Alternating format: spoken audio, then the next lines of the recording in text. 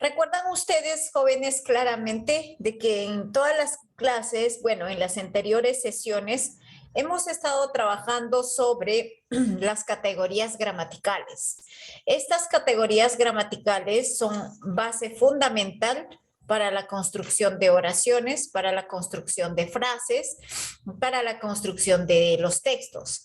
Y no solo eso, sino también son pieza fundamental que gracias a estas categorías, pues el resto de los componentes que acompañan a estas categorías gira, ¿sí? En esta ocasión te presento esta palabra que indica la acción que realiza todo sujeto, todo nombre, ¿de acuerdo? El cual es llamado como el verbo. Si bien es cierto, nosotros antes de poder ya identificar esta categoría gramatical, queremos ponernos como meta, jóvenes, que tenemos que aprender a identificar el verbo en los diferentes contextos y situaciones, ¿sí? Y cada situación, cada contexto que se formula o que se estructura, pues va a tener diferentes acciones. Y esta acción va a girar en torno pues a un verbo o se le va a llamar como el verbo, ¿sí? En ese entender, decimos que el verbo o los verbos son aquellas palabras que expresan acciones, estados o procesos. Pueden conjugarse estos verbos, es decir, los verbos que expresan acciones o estados pueden conjugarse, ¿ya? Llevar rasgos de modo, tiempo, aspecto, persona y número. Los verbos conjugados se presentan en formas simples. Por ejemplo, raíz más desinencia que amalgaman los rasgos ya mencionados. Los verbos que comparten la misma raíz, ¿ya? A esto también se le llama como familia de palabras, ¿ya? Entonces, estos verbos puede existir de dos maneras. Verbos con raíces que puedan compartir en sus derivados las palabras, pero también en las formas compuestas, es decir, verbo auxiliar, haber más participio. Ese es un ejemplo, ¿no? Participio.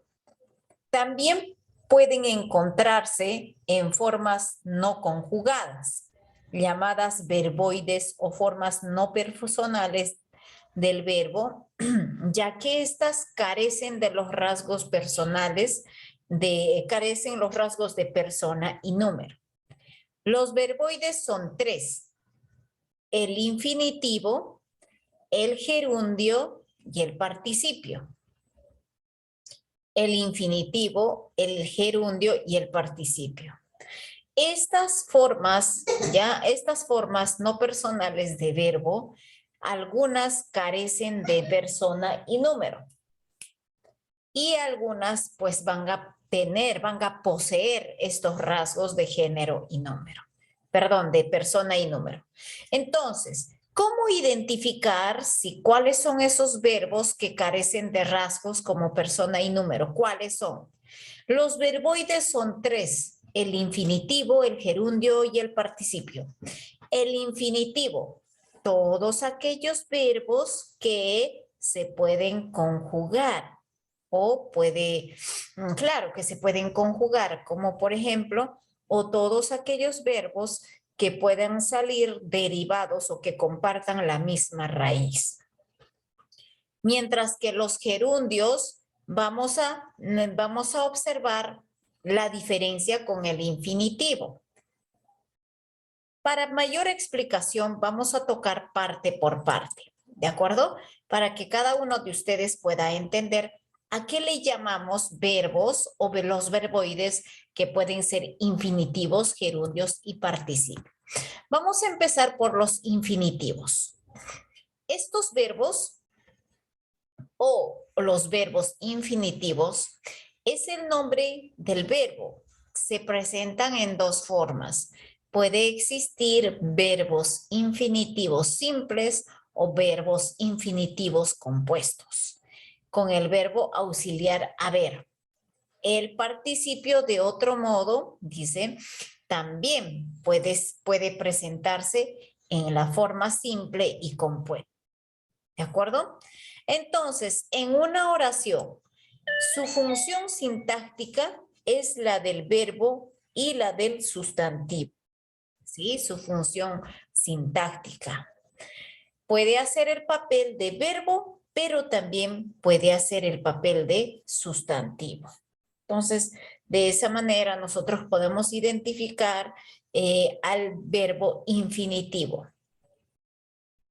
Pero también cumple las funciones sintácticas propias de los sustantivos, como el de ser núcleo del sujeto, objeto directo o término de una frase preposicional. Por ejemplo, comer es indispensable para la salud. Posee núcleo del sustantivo, comer. Está hablando aquí principalmente de comer. Así que este verbo está haciendo el papel de núcleo del sujeto, ya que está hablándose precisamente de eso. Todos lo miraban sin haber entendido. Todos lo miraban sin haber entendido. Término de frase preposicional con función de circunstancia y modo. Entonces, aquí también tenemos el otro ejemplo. Haber entendido. Entonces, término frase preposicional, ¿no? Entonces, porque está acompañando un verbo auxiliar. Haber entendido. Entonces, están ahí juntándose un verbo auxiliar y un verbo en infinitivo.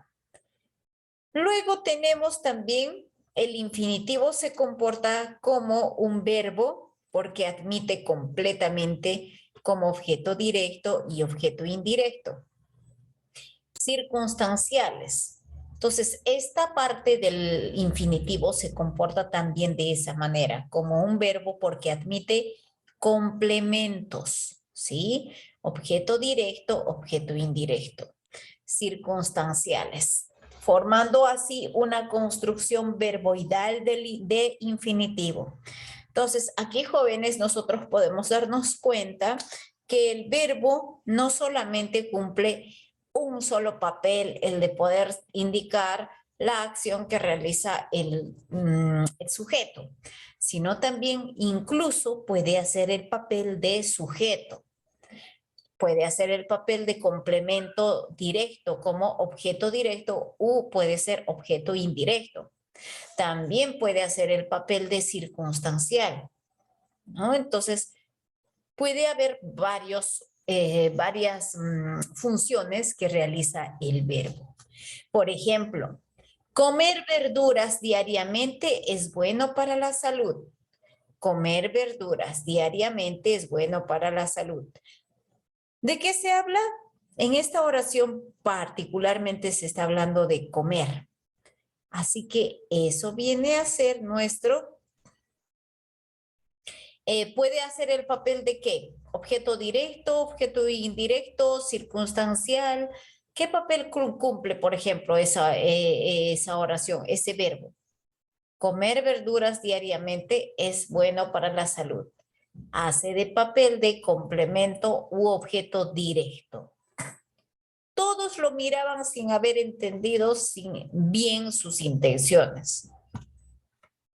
Aquí, todos lo miraban sin haber entendido bien sus intenciones.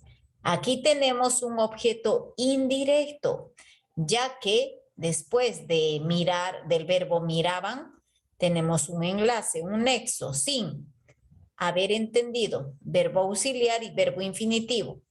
Entonces, por ese motivo, se convierte en un objeto indirecto.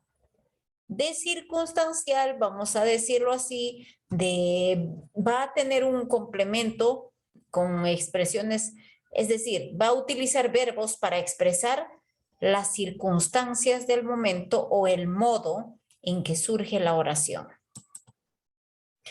Ese es el infinitivo, jóvenes. El infinitivo tiene, vamos a ponerle el nombrecito de 2 reglas que respetar. El gerundio. El gerundio en la oración, ¿ya? En la oración el gerundio, perdón, se comporta como un adverbio y como un verbo. Recuerden que los adverbios son aquellos adjetivos que se convierten, pues que pueden hacer el papel también de verbo, ¿sí? Los adverbios son los adjetivos que hacen de papel de verbo, ¿sí? A ellos se les llama adverbios. Se presenta en 2 formas, gerundio simple y gerundio compuesto. Sintácticamente suele desempeñar las funciones propias del adverbio, complemento circunstancial. Entonces, sintácticamente, ¿cómo también tú identificas al verbo, ¿ya? Y que haga el papel de adverbio? ¿Cómo vas a identificar? Pues cuando haga el papel de complemento circunstancial. Ahí vas a poder identificar que fácilmente te vas a dar cuenta que se trata de un adverbio. Por ejemplo, Dédalo escapó volando. Dédalo escapó volando. Aquí tenemos un adjetivo, pero está haciendo el papel de verbo. Así que vamos a decir que es un adverbio. Dédalo escapó volando. Volar, volando, obviamente que viene del verbo volar, o puede ser un verbo calificativo, un adjetivo calificativo, ¿no? Que en la cual aquí se convierte en un adverbio. Indica que circunstancial de modo. También el gerundio puede proyectarse en una construcción verboidal, al estar acompañado por los complementos propios del verbo. Por ejemplo, vi al jardinero regando las rosas. Las rosas se convierten en un objeto directo, ¿no? Porque dice regando, ¿qué cosa? Las rosas. Entonces, se convierte nuestro verbo, en este caso, se convierte en un adverbio. Adverbio. Este es para poder definir al gerundio o los verbos gerundios. Los verbos gerundios, en conclusión, decimos que son aquellos verbos que hacen de papel también de adjetivo. Adjetivo-verbo y y sale como resultado como adverbio. ¿Y qué serán los participios o los verbos en participio? El participio se comporta en la oración como un adjetivo y como un verbo, dada su categoría adjetival. Concuerda en género y número con el sustantivo que modifica. El participio cumple las funciones sintácticas típicas de los adjetivos, como modificador directo de un sustantivo y predicativo. Por ejemplo, en la esquina hay una casa abandonada. Después del accidente, María quedó impresionada. Entonces, aquí el participio se comporta en la oración como un adjetivo, ¿ya? Y como un verbo al mismo tiempo. En la esquina hay una casa abandonada. Puedo decir que yo estoy calificando, que estoy explicando el estado de la casa, ¿no? Que está abandonada, un adjetivo. Pero también es un verbo. Aquí, por ejemplo, abandonada, del verbo abandonar, ¿no? Y después del accidente, María quedó impresionada. Es un adjetivo, pero también es un verbo de impresionar. Puede proyectarse también en una construcción verboidal de participio que integra además los complementos propios del verbo. María quedó impresionada por el accidente. La carta firmada por todos se presentó ante el intendente.